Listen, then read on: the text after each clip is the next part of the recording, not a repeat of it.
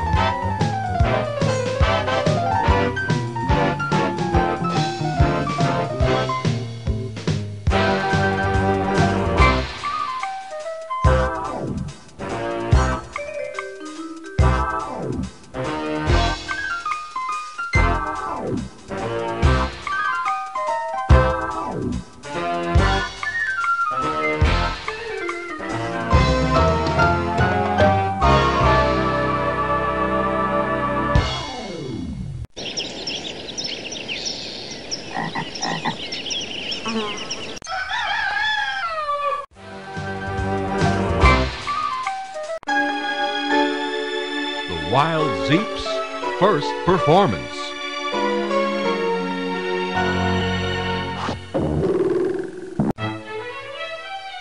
The Wild Zeep was starring in the local Zeep production of Romeo and Juliet.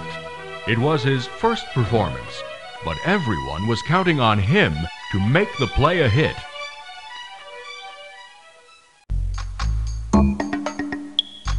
You see, the Wild Zeep was talented in many ways and had made quite a reputation for himself.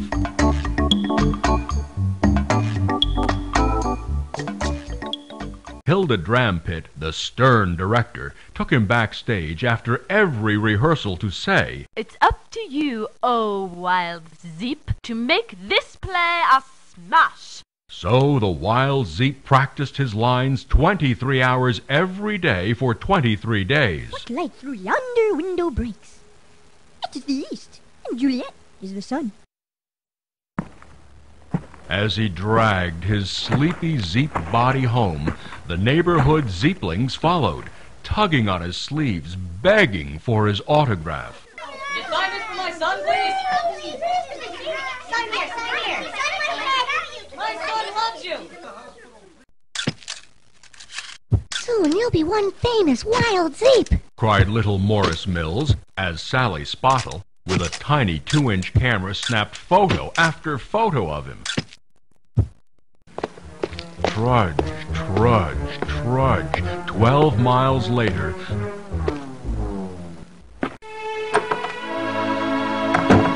the Wild Zeep reached his extra soft ostrich feather bed with the cloud blossom pillows and had just begun to sip his favorite blackberry tea with lemon cream and honey when...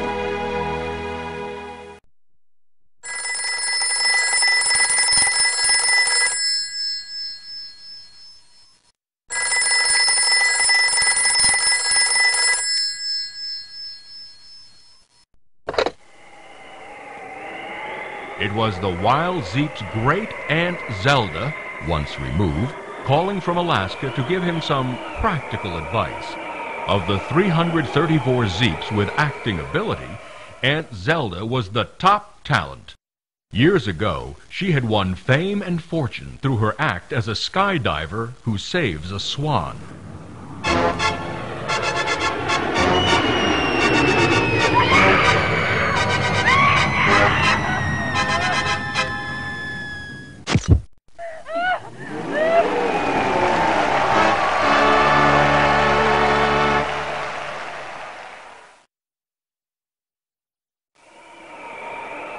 Whatever are you doing, up, awake, and about, O Wild Zeep?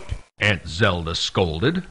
As an actor soon to make a smash hit, sleep should be your main concern. Every extra excellent actor needs at least 12 hours of sleep. Dreams, too. Every good actor must have 2 zip-zinging dreams a day. Please, Aunt Zelda. sighed the wild Zeep wearily. I was just this split second going to sleep and... Oh, Wild Zeep, please forgive me. Interrupted Aunt Zelda earnestly. If nothing else, I do know how important sleep is to the budding actor about to make a smash. The wild Zeep had snoozed off and hung up the phone in his sleep.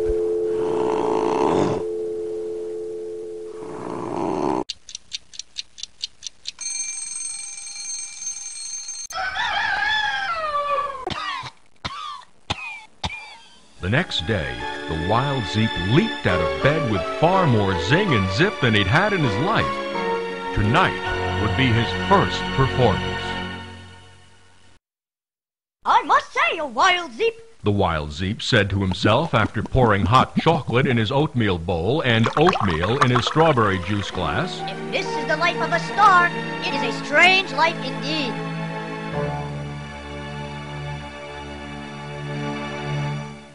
Priscilla Putterlip poked her head in the wild Zeep's kitchen. Ready to make a smash hit? She sang out. The wild Zeep felt his neck prickle. His thumbs start twiddling and his head turn oddly heavy. Excuse me, Priscilla, The wild Zeep said politely. but I must run.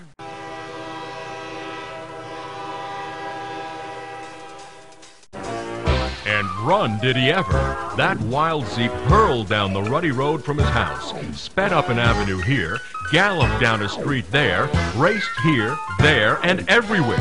Thoughts of smash hits, fame, and fortune were scrambling up his brain. Why, I can't remember my own lines. Gasped the wild Zeep at mile 8. By mile 17, he'd remembered only one word in the third act.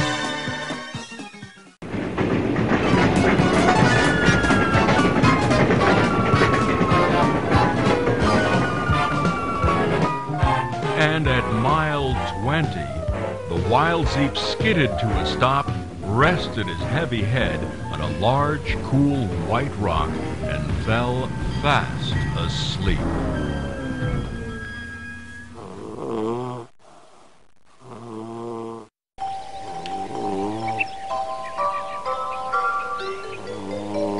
Who can this be so sound asleep in the middle of the day? It looks like the much-mentioned Wild Zeep. 2 butterflies, Frida and Alfred, hovered above the wild Zeep in his heap. Should we wake him? Asked Frida. I thought tonight was his great performance as Romeo.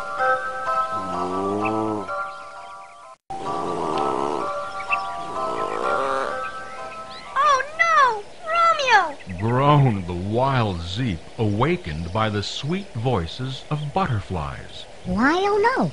Asked Alfred curiously. You're not looking forward to your smash hit performance? Smash hit this, smash hit that, and fiddle sweeps to all that splat. Oh, drat! Cried the wild Zeep. How can my performance this evening be a smash hit before it's performed? I've never acted in public. Everyone from Miss Trampet to the teeniest zeepling thinks that somehow I'm going to make this a smash hit. What? I can't remember my own lines. And talent? They talk about talent. I have no more talent than a spoon. The wild Zeep was just not himself. His head felt heavier still. Why, that's not true. Cried Frida. You just now delivered a very passionate speech. Quite so. Agreed Alfred, who knew a thing or two about acting and, in general, greatly appreciated the arts.